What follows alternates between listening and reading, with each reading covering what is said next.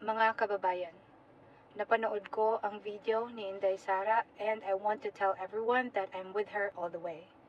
Susuportahan ko si VP Inday Sara because like her, gusto kong ibalik ang tapang at malasakit.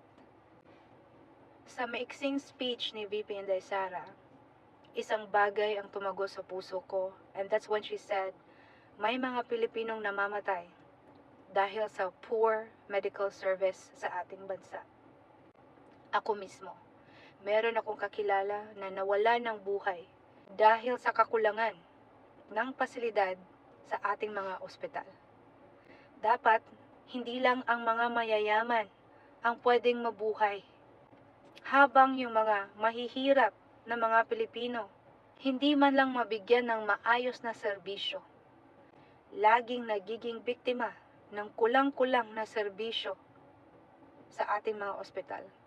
Minsan, napapatanong na nga lang ako ito mga doktor talaga bang sinasagip ang buhay ng mga Pilipino o hinahayaan na lang na mamatay?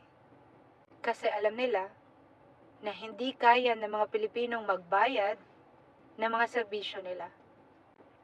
Yung ikaw na nga yung doktor, ikaw pa yung nagbibigay ng hopelessness sa sarili mong pasyente.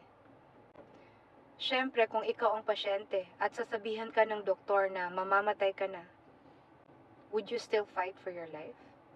Kaya ang hirap maging Pilipino, pero mas mahirap kung may sakit ka sa Pilipinas.